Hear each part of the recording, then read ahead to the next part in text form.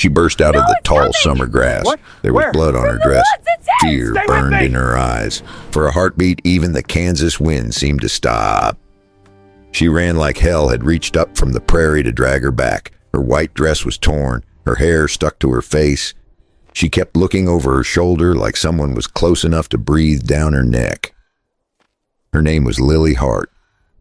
24. Small, quick, tougher than she looked, but not tough enough to outrun a man like Clayton Reed. Most men in Dodge City said Clayton was born with a silver spoon. Others said the spoon was stolen. Either way, he was the kind of rich cattle baron who believed anything he wanted was already his, including Lily. And on this day, he had finally pushed her far enough to make her run. The sun beat down on her like fire. The prairie was so quiet she could hear her own pulse. Then came the sound that nearly dropped her to her knees. A rifle crack behind her. Sharp. Mean. Close. The bullet grazed her hip and sent her tumbling into the dirt. She hit hard. Dust exploded. Her breath ripped out of her chest, but she pushed up on shaking arms and kept crawling. She did not cry. She did not scream. Every inch of her body said quit, but her will said no. Up ahead she spotted a line of fence posts, a shed, a cabin, smoke rising from a forge. Someone lived there. Someone who might help. Someone who might at least scare Clayton off long enough for her to stand on her own feet again. She did not know if anyone in Kansas was brave enough to stand up to him, but right then she was willing to bet her life on a stranger. She dragged herself through the dust until her hands hit hay scattered across a ranch yard. Her vision blurred, the world spun. And then she saw him. Sawyer Briggs, 50 years old, broad shoulders, gray in his beard, sunburned skin, a rancher who also worked iron for half the county. He was sitting beside a bale of hay with a hammer still in his hand, a man who looked like he had been carved from the land itself. He stood the moment he saw her fall. He crossed the yard with slow, steady steps, the kind of steps that belonged to a man who feared nothing. She tried to push herself upright. She tried to warn him that Clayton was close. All she managed was a whisper. "Please, help me." Sawyer knelt beside her. His eyes narrowed as he saw the blood soaking through the fabric near her hip. He pressed a hand near the wound, and Lily gasped in pain, but she did not pull away. Not this time. Not when her life balanced on a blade. She had no idea if this man was a saint or a fool, only that he was the first person standing between her and Clayton. He looked toward the horizon where dust rose from Clayton's riders. Then he looked back at her, his face unreadable. And here's the question that will decide everything to come. Can a man who wants nothing to do with trouble save a woman who brings nothing but... Sawyer lifted Lily like she weighed no more than a sack of feed and carried her into the shade beside the forge. The heat coming off that furnace felt like standing in front of the gates of hell, but somehow it made her shivering worse. He set her down gently on a bed of clean hay and reached for the bottle of whiskey he kept near the anvil. She tried to swat his hand away, but she was too weak and the motion barely stirred the dust. "Easy now. You drink this, or you bleed out." His voice was calm, steady, like nothing in the world could hurry him. Lily took a sip and coughed hard. The burn hit her throat like a punch. She wiped her mouth and glared at him. "I did not come here to get patched up by some stranger." She said it like she meant every word, but her hands trembled. Sawyer raised a brow. "You came here because you ran out of road." Then he pushed aside the torn fabric near her hip and saw the bullet lodged deep in swollen skin. He let out a long breath. "This has to come out now. If I wait, you will lose the whole leg." Lily jerked upright. Her eyes went wide. "What are you planning to do to me?" Her voice cracked. Not from fear of him, but fear of pain. Sawyer pulled a hunting knife from the forge, and the blade smoking from the heat. He wiped it once on a clean cloth and said, "The bullet is close to the surface. I need to open the skin a little, just enough to get it out. It will sting bad, but it will save your life. Folks out here have been doing it this way since before Kansas had a name. Then I stop the bleeding before it takes you. Out here, the difference between living and dying was often just one stubborn man who dared to try." She stared at the smoking knife. Her breathing hitched. Every muscle in her body tightened. Then came the line that slipped out of her without warning. "Wait, you were putting that inside me." I can't believe it's over. Sawyer did not even blink. So much. "It will be over quick. Now hold still or this goes bad fast." She tried to push away. Her boot scraped the dirt. Her hands curled into fist. She'd been running for hours and fighting for days, and now her strength was gone. But not her pride, not her fire. She looked him square in the eye as if daring him to hurt her. "Do it then. But if you kill me, I am haunting you till you die." Sawyer almost smiled. Almost. Then he pressed the hot blade toward her wound as the wind carried the distant thunder of hooves rolling across the prairie. And right when the metal touched her skin, Lily heard something that made her heart stop cold. Clayton was closer than anyone guessed. So what happens when the man she fears most reaches the ranch before the bullet leaves her body? Once the cut was open, Sawyer reached for a short iron rod he kept by the coals, its tip glowing faintly in the forge light.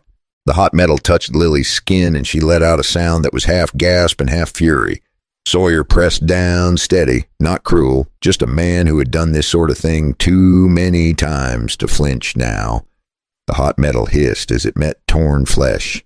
Lily grabbed a fistful of his shirt and held on like she was hanging off a cliff. Her breath came in sharp bursts. The pain was blinding, white and mean, but the moment she thought she would pass out, she heard something outside. The slow grind of wagon wheels, the clop of horses, low voices. Clayton's men were close enough that Sawyer stiffened before she did. For the first time that day, Lily understood that this stranger might be the one who paid the price for her running. "Do not stop," she whispered through gritted teeth. "If he catches me like this, I am done." Sawyer did not look up, not yet. He kept the tool steady as sweat rolled down his temples. He pushed deeper. The sound that came out of Lily was sharp enough to split wood, but she stayed still. She forced herself to.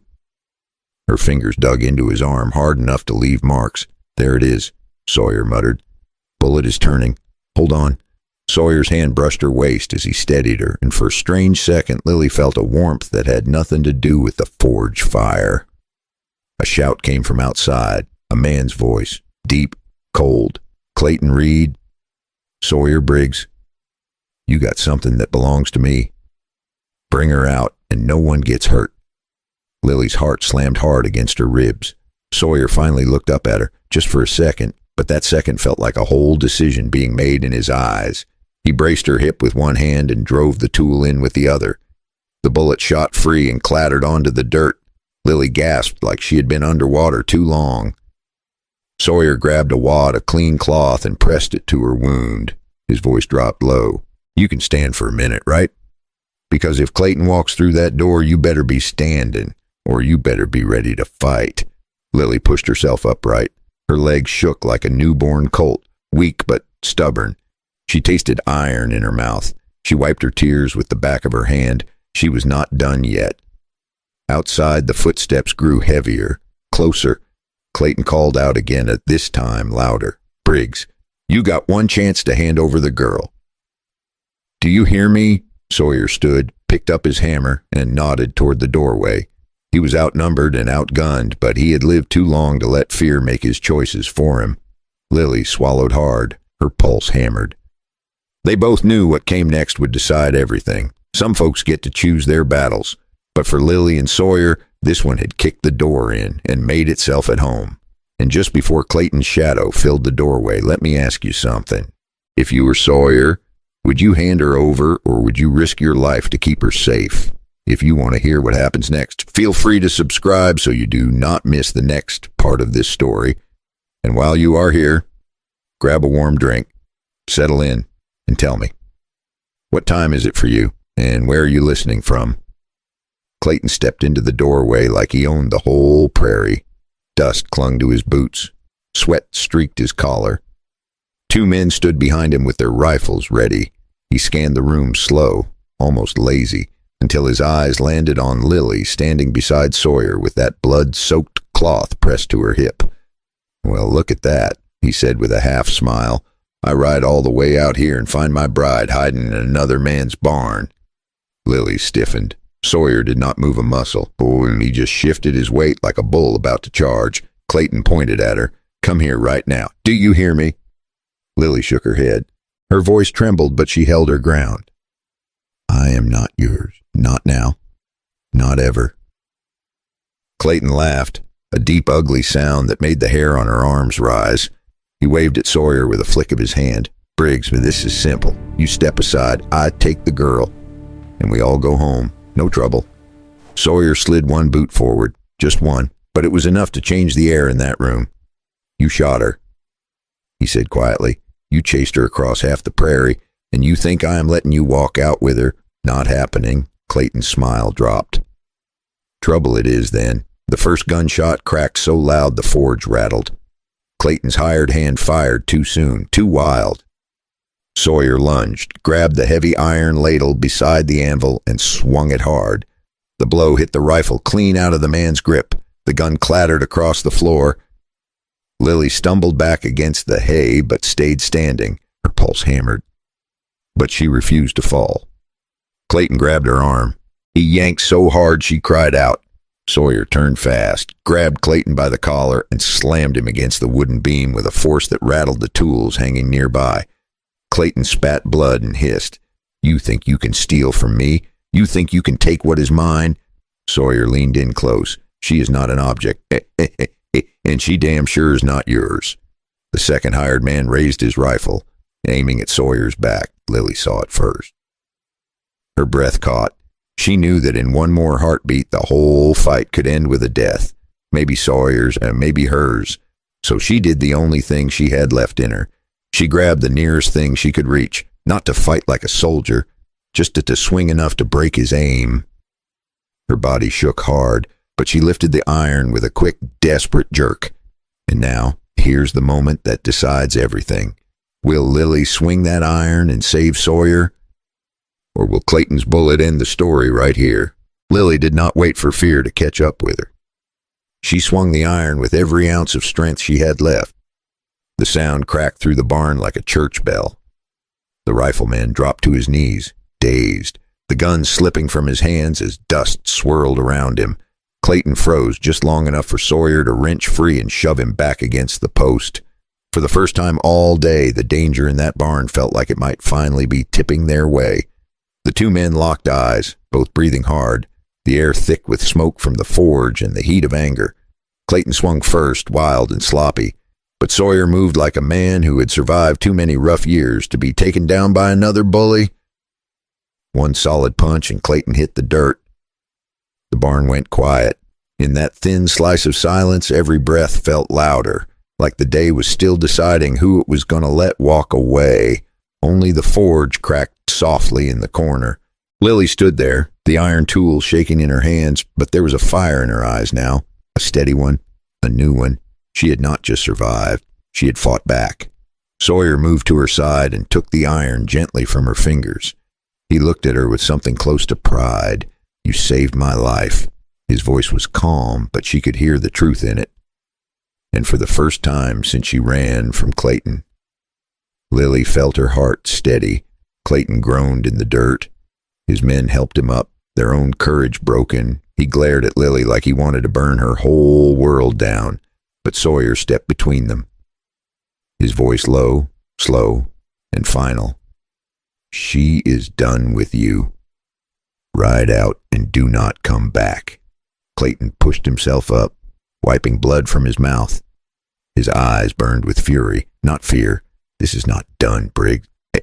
I am coming back with every man I have. Sawyer stepped forward just enough to make him stop talking. Then you better bring a preacher, too. Clayton backed away slow, not defeated, just planning. And somehow that made the air feel colder than before. Lily let out a long breath she had been holding for days. Her shoulders sank. All the fight seemed to drain out of her at once. Sawyer caught her before she fell. Not like a hero, not like a man claiming something.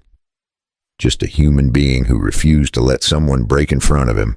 He settled her near the forge and wrapped a blanket around her shoulders. You stood up today. Most folks spend their whole life waiting for someone else to save them. But you saved yourself. Never forget that. Lily looked at the glowing fire and whispered, "I thought I was running because I was weak." Sawyer shook his head. "Running toward freedom is not weakness. It is the first step toward becoming who you were meant to be. And that is the part most folks forget. Sometimes the world tries to decide your worth before you ever get the chance. Sometimes you only learn your strength when someone tries to take it from you." As the sun set over the Kansas fields, Lily finally felt the weight lift from her chest. Not because she was safe, but because she had taken control of her own story. When the last light slipped behind the hills, Lily realized her wound did not hurt as much anymore. What scared her more was not knowing where to go next. Freedom had sounded big and shiny in her head. Out here in the cooling dust, it just felt like a road with no map. Sawyer walked to the fence and saddled his second horse, the old black gelding he rarely used. He looked at her with calm, steady eyes and said, "Come on, night gets cold out here. Now let me ask you something. Have you ever had a moment where you had to fight for your own freedom? A moment where you finally said enough is enough?" If this story touched something in you, feel free to like the video and subscribe so you do not miss the next tale. Before you go, take a deep breath with me for a moment. And while you're here, tell me in the comments what time it is for you and where in the world you're listening from. I would love to know your side of the story.